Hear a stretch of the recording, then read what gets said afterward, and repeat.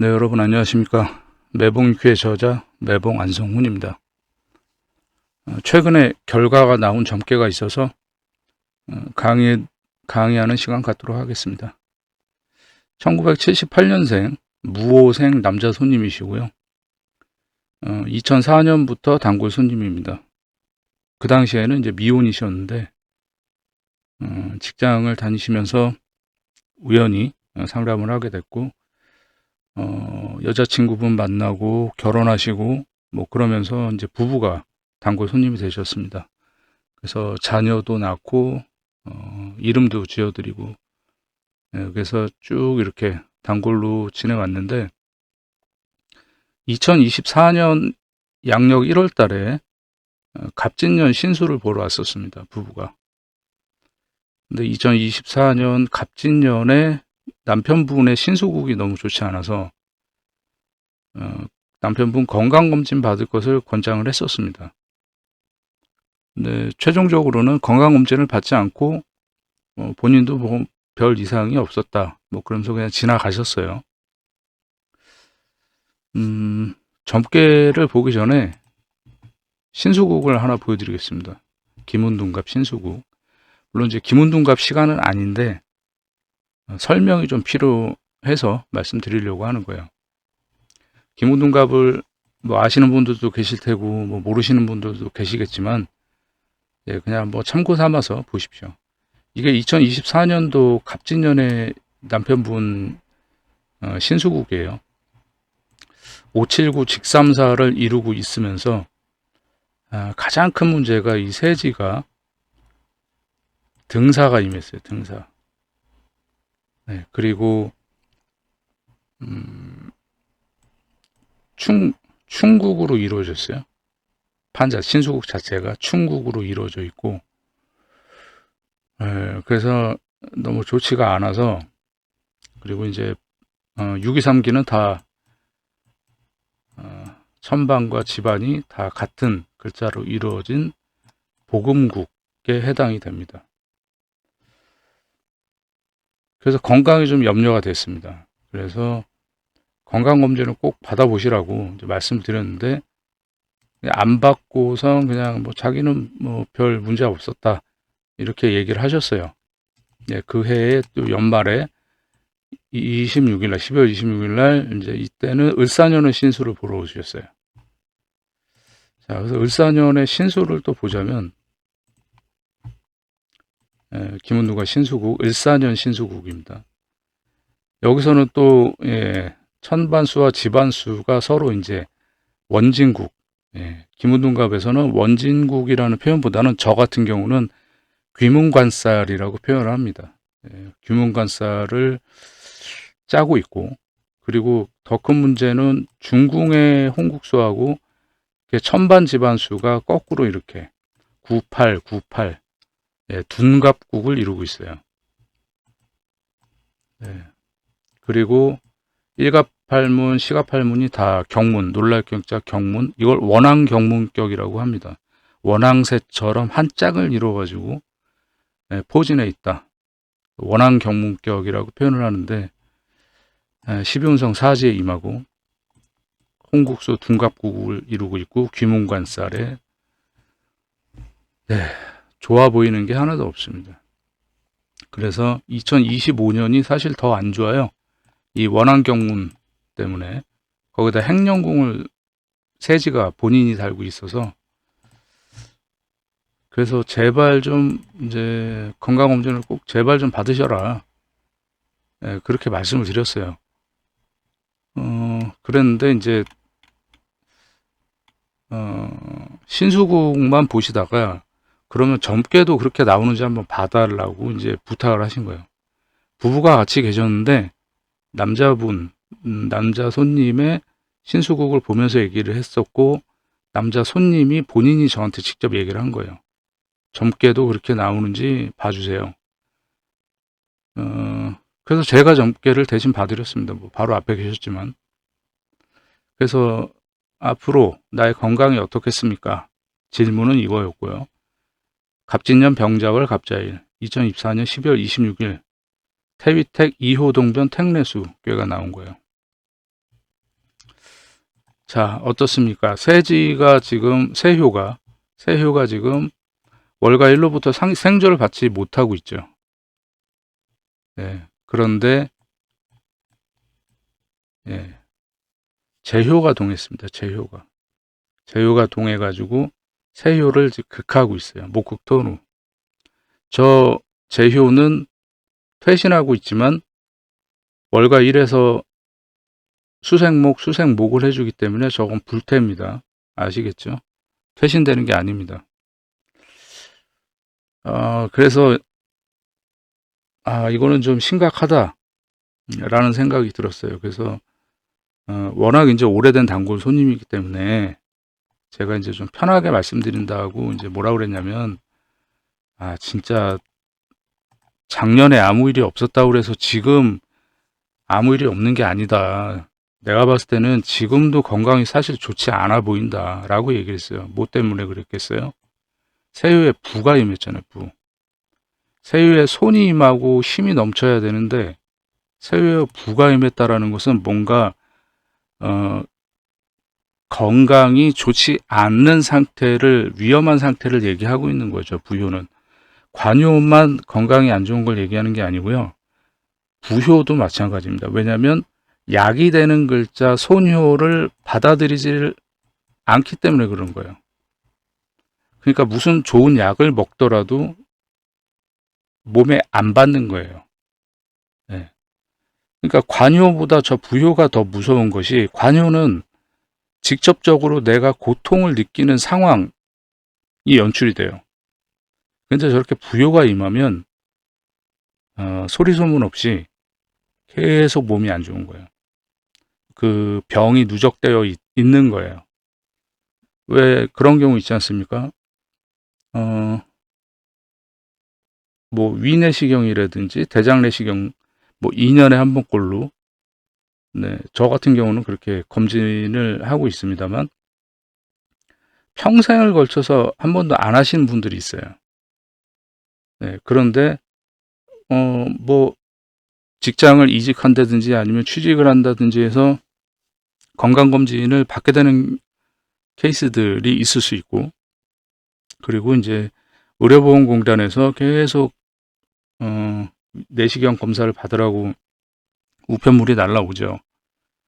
몇 년을 계속 안 받다가 그냥 한번 받아보자 해서, 나는 멀쩡하지만 그래도 건강검진 한번 받아봐야 되겠다 해서 받았는데 이미 병이 진행될 대로 진행이 돼서 뭐 말기, 암이다, 네, 혹은 뭐 백혈병이다, 네, 말기 뭐 위암이다, 뭐 췌장암이다, 뭐 이런 분들 여러분들 주변에서도 종종 보시는 경우 있을 거예요.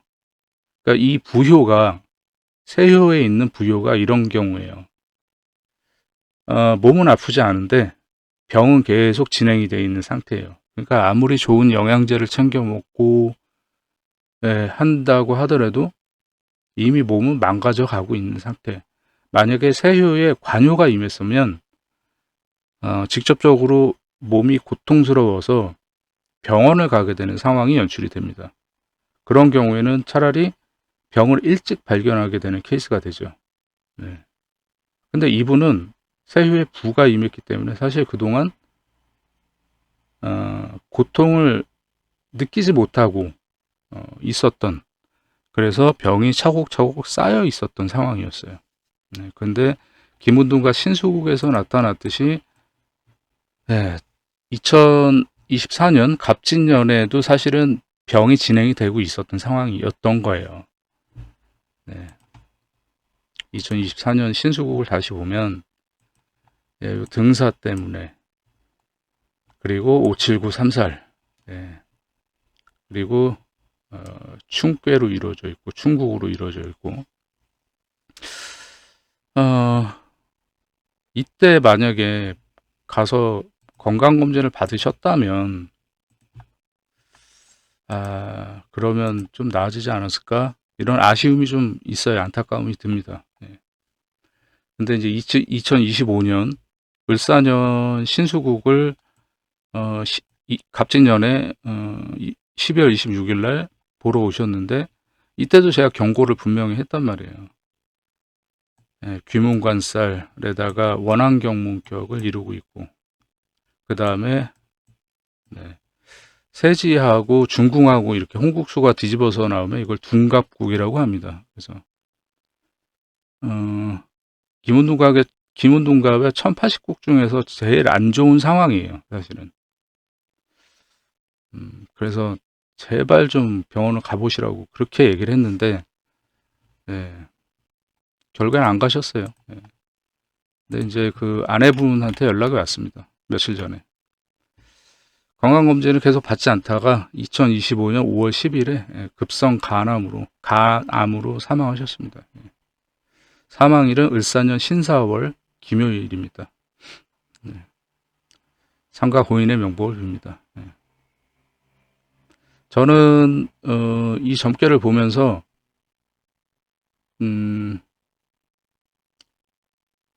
신사월, 그러니까 진월이나 경진월이나 신사월에 돌아가실 거라고 예측을 하긴 했어요. 그러니까 묘월까지는 보지 않았습니다. 저는. 그러니까 여러분들 보시기에는 이게 묘목이 동했기 때문에 동한 것은 이제 합할 때 음기가 일어난다. 네, 그렇게 볼 수 있습니다. 그런데 저는 진월이나 신사월로 예측을 했던 게 뭐였냐면, 진월은 그 미월까지는 가지 않고 진월로 예측했던 것은 같은 부효, 진토가 부효가 되기 때문에, 그래서 이때 아마 경진월 요때 아마 이제 아프다 이런 느낌이 들었을 거예요. 그래서 이제 그 즈음에 이제 병원을 가신 거고, 그리고서 검사를 다 받고 했는데 이제 급성 간암으로 이제 판정을 받은 거고, 진월에. 그리고 신사월을 제가 예측을 했던 거는 이 소녀 때문에 그렇습니다. 이 공망인 소녀가, 이 점괘에서 공망인 소녀가 신사월, 을사년에 신사월 되면 또 이렇게 암동을 쳐주는 거예요. 그러면 어떤 현상이 생기냐? 해묘미 목국 삼합을 딱 짜게 되는 거예요. 완벽하게. 그러면 해묘미 삼합이 삼합을 이루어서 합해서 간다. 그래서 신사월을 넘기지는 못할 거다라고 이제 예측을 했었습니다. 근데 이런 얘기는 손님 그 부부한테 말씀드리지는 못해요. 다만 이제 언제 돌아가시겠다 이렇게 말씀드리지는 못하지만, 그 경진월에 그 남편분이 이제 병원에 갔다, 그 얘기를 이제 그 아내분한테서 이제 소식을 전해 듣고 어떻게 되겠냐 이제 이런 거를 또 묻고 하셨는데, 제가 이제 신사월을 넘기지는 못할 것 같다. 그때는 말씀을 드렸죠. 마음의 준비를 할 수 있게끔 해드리기 위해서.